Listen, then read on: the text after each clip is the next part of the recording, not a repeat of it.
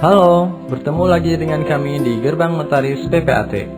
Kali ini kami akan membahas tentang apa perbedaan notaris dengan PPAT bagian 2. Perbedaan notaris dengan PPAT dilihat dari kewenangan. Di mana kewenangan notaris?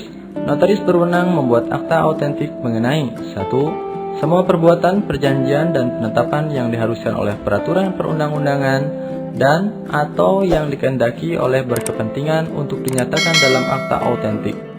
2. Menjamin kepastian tanggal pembuatan akta. 3. Menyimpan akta. 4. Memberikan glose, salinan, dan kutipan akta. Semuanya itu sepanjang pembuatan akta itu tidak juga ditugaskan atau dikecualikan kepada pejabat lain atau orang lain yang ditetapkan oleh undang-undang. Kedua, notaris berwenang pula mengesahkan tanda tangan dan menetapkan kepastian tanggal surat di bawah tanda tangan dengan mendaftar dalam buku khusus. 2. Membukukan surat di bawah tanda tangan dengan mendaftar dalam buku khusus. 3. Membuat kopi dari asli surat di bawah tanda tangan berupa salinan yang memuat uraian sebagaimana ditulis dan digambarkan dalam surat yang bersangkutan. 4. Melakukan pengesahan kecocokan fotokopi dengan surat aslinya. 5. Memberikan penyuluhan hukum sehubungan dengan pembuatan akta. 6.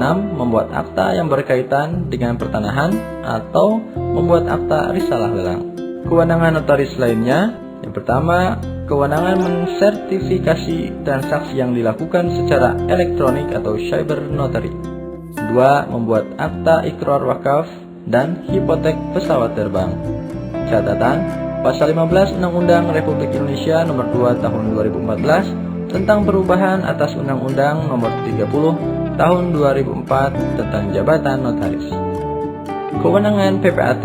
PPAT bertugas pokok melaksanakan sebagian kegiatan pendaftaran tanah dengan membuat akta sebagai bukti telah dilakukannya perbuatan hukum jual beli, tukar menukar, hibah, pemasukan ke dalam perusahaan atau inburn, pembagian hak bersama, pembagian hak guna bangunan atau hak pakai atas tanah hak milik, pemberian hak tanggungan, pemberian kuasa, membebankan hak tanggungan. Mengenai hak atas tanah atau hak milik atas satuan rumah susun yang akan dijadikan dasar bagi pendaftaran perubahan data pendaftaran tanah yang diakibatkan oleh perbuatan hukum itu yang terletak di dalam daerah kerjanya dan perbuatan hukum yang disebut secara khusus dalam penunjukannya. Catatan, Pasal 2, Pasal 3, dan Pasal 4 Peraturan Pemerintah Nomor 37 Tahun 1998 tentang Peraturan Jabatan Pejabat Pembuat Akta Tanah. Organisasi Profesi Notaris, yaitu Ikatan Notaris Indonesia atau INI.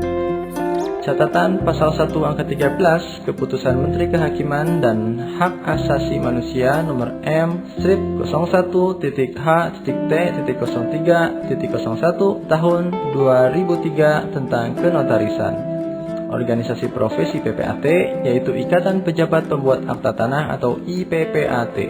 Catatan, Keputusan Menteri Kehakiman tanggal 13 April 1989 Nomor C2-3281.HT.01.03.PH89 dan telah diumumkan dalam Berita Negara Republik Indonesia tahun 11 Juli 1989 Nomor 55 tambahan Nomor 32. Menurut kode etik yang berlaku, kode etik yang berlaku pada notaris yaitu Kode Etik Notaris berdasar keputusan Kongres Luar Biasa INI tanggal 29-30 Mei 2015 di Banten, dan PPAT Keputusan Menteri Agraria dan Tata Ruang Kepala Badan Pertanahan Nasional Nomor 112 KEP strip 4.1-4-2017 tentang pengesahan Kode Etik Ikatan Pejabat Pembuat Akta Tanah. Tempat kedudukan dan wilayah kerja notaris. Notaris mempunyai 4 kedudukan di daerah, kabupaten, atau kota. Yang kedua, notaris mempunyai wilayah jabatan meliputi seluruh wilayah provinsi dari tempat kedudukannya. Catatan, Pasal 18 Ayat 1 dan Ayat 2 Undang-Undang Nomor 30 Tahun 2004 tentang Jabatan Notaris. Tempat kedudukan dan wilayah kerja PPAT. PPAT yang mempunyai tempat kedudukan di kabupaten atau kota di provinsi yang menjadi bagian dari daerah kerja. Kedua, daerah kerja PPAT adalah satu wilayah provinsi.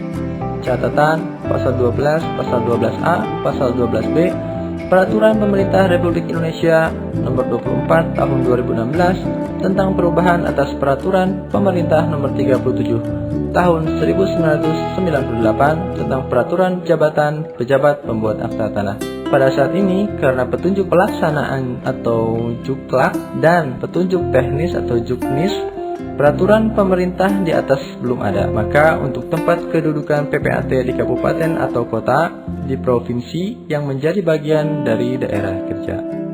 Honorarium notaris. Pertama, besarnya honorarium yang diterima oleh notaris didasarkan pada nilai ekonomis dan nilai sosiologis dari setiap akta yang dibuatnya. Kedua, nilai ekonomis ditentukan dari objek setiap akta sebagai berikut. A. Sampai dengan 100 juta atau ekuivalen gram emas ketika itu. Honorarium yang diterima paling besar adalah 2,5%. B. Di atas 100 juta sampai dengan 1 miliar, honorarium yang diterima paling besar 1,5%. Atau di atas 1 miliar, honorarium yang diterima didasarkan pada kesepakatan antara notaris dengan pihak yang tidak melebihi 1% dari objek yang dibuatkan aktanya. Yang ketiga, nilai sosiologis ditentukan berdasar fungsi sosial dari objek setiap akta dengan honorarium yang diterima paling besar 5 juta rupiah. Catatan Pasal 36 dan Pasal 37 Undang-Undang Nomor 30 Tahun 2004 tentang Jabatan Notaris. Honorarium PPAT, uang jasa atau honorarium PPAT, termasuk uang jasa honorarium, saksi tidak boleh melebihi 1% dari harga transaksi yang tercantum di dalam akta. Catatan Pasal 32 Peraturan Pemerintah Republik Indonesia Nomor 24 Tahun 2016 tentang perubahan atas Peraturan Pemerintah Nomor 37 Tahun 1998 tentang Peraturan Jabatan Pejabat Pembuat Akta Tanah. Demikian perbedaan notaris dengan PPAT bagian kedua. Jangan lupa like, subscribe, dan share.